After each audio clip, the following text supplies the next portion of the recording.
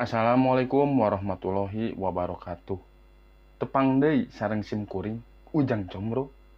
Kaleresan dinu danget ieu sim kuring bade maparkeun dongeng bahasa Sunda pikaseurieun.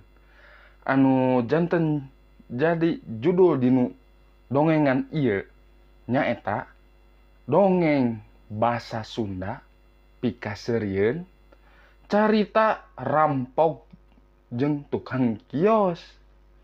Mangga atuh nya ka pamiarsa wilujeng ngadangukeun.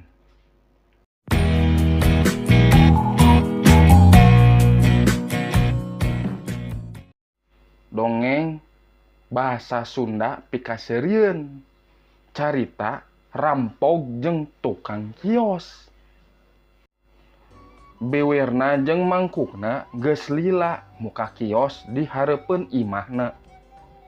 Kios mah saenyana leutik, tapi ka asup pepek barang daganganana. Ti mimiti jajanan barudak nepi ka bumbu dapur oge aya. Batina pastina oge mucekil. Eta wae sababaraha bulan ka tukang make bisa meuli mobil Kijang GLX jeung ngarehab imah sagala.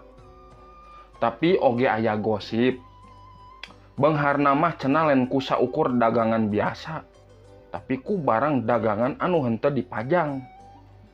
Naon barang dagangan anu henteu dipajang teh? Nah narkoko atawa anu terlarang sejena. Tong boro batur sakampung. Tatanggana oge henteu nyarahoun. Hiji peuting kira tabuh 10-an. Biwirna jeung mangkukna teh keur laleson bari lalajo acara dangdut di televisi. Martabak dina meja tinggal satengahna. Kios geus aya jamna tutup. Oh nya. Biwirna jeung mangkukna teh acan dipareungkeun boga turunan. Najan geus 15 tahun rumah tangga. Keur ngareunah kekedengan dina sopa bari dipependek ku artis KDI. Aya anu ngetrok panto. Biwirna nguniang hudang. Terus muka selot, muka panto. Kakara oge melenge saeutik. Nah atuh panto teh aya nu nyurungkeun. Duaan bari di topeng sarung.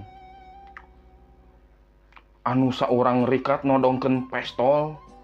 Mangkukna anu oge ngorejat reuwas. Tapi mangkukna terus ngeleper bakat ku sieun. Duit mana duit? Cek rampog anu nodong ka biwirna. Biwirna anu ngabebetkeun maneh kana sopa bari tut hitut. Bakat ku sieun kalah ngeleper. Gancang. Di kios. Cek biwirna gempeur. Hayu cokot, cokot. Biwirna reuwas. Tapi terus ngarayap ka pantok kios. Duit anu duka sababaraha juta teh dicicilkeun tina laci kana kantong plastik. Rampok terus nambahan rokok jeung kadaharan kana kantong plastik. Terus benang mah barang anu dipikahayang rampok teh rek kabur. Tapi anu saurang deui anu nodong mangkukna ngabejaan. Anu hiji deui euy, cek anu saurang teh. Oh heueuh. Rampok anu saurang nodongkeun di pestona ka biwirna. Mana inuman? Inuman. Inuman naon? Biwirna anu geus rada leler kareuasna malah malik nanya. Inuman anu haneut-haneut tong beleguk siah bisi ngebledag.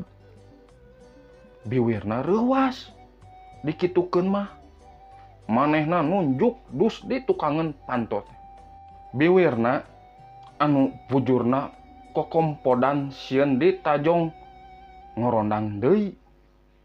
Nya wae dina dus anu ditutupan ku kertas koran jeung semu disumputkeun teh aya inuman alkohol.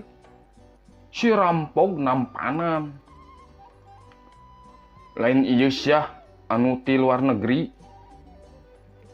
Di kamar cek biwirna laun. Bawa biwirna ka kamar bari ditodong ku rampog. Nya wae di kamar mah aya sababaraha dus botol Scotch whiskey. Biwirna terus nalian sadus siga anu diparentah ku rampog. Tapi jang ieu mah cek biwirna. Ieu mah naon? Rampok teh nyentak.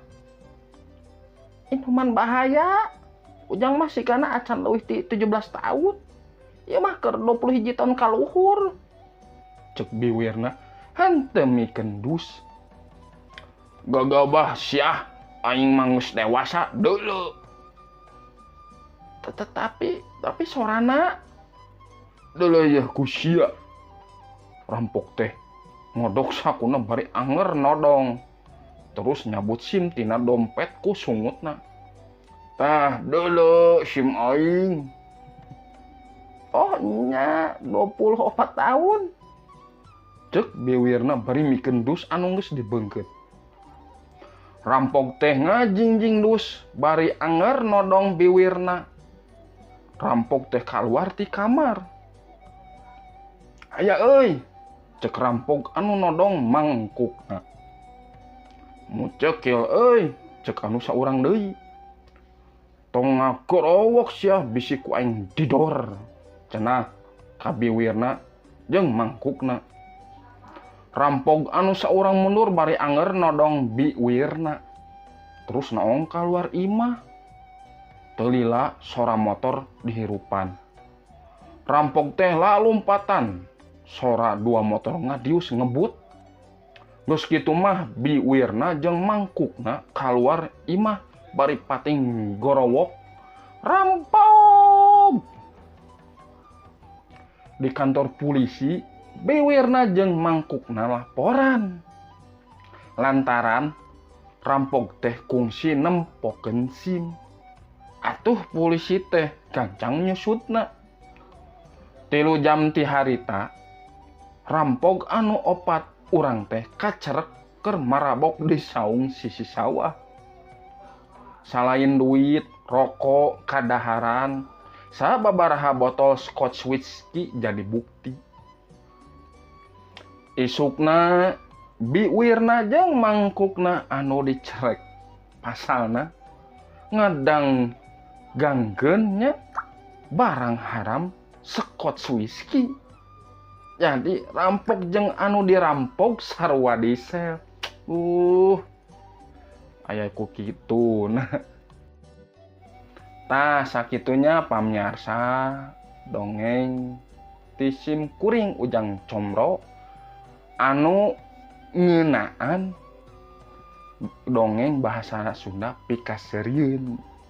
Mugi ieu teh tiasa ngahibur kanggo palawargi anu tos lami ngantosan konten ti Sim Kuringnya. Hapunten da Sim Kuring sibuk sareng rada kirang raraos ieu ti koro da batuk wae. Jadi Sim Kuring seueur rehat gitu. Mung ayeuna nya dicobi ngadongengkeun deui ngan ieu mah kanggo baraya we ngahibur kitu nya. Nuhun ge atuh dilajeng deui dinu danget-danget dongeng anu sajana. Hatur nuhun tos nyupport dugi ka ayeuna. Tong hilap, subscribe, like, comment, share sing seueur lah ka saha we pokona manu resep kanu dongengan ti Sim Kuring. Mangatuhnya Sim Kuring pamit lah. Amit mungkur, amit mundur. Assalamualaikum warahmatullahi wabarakatuh.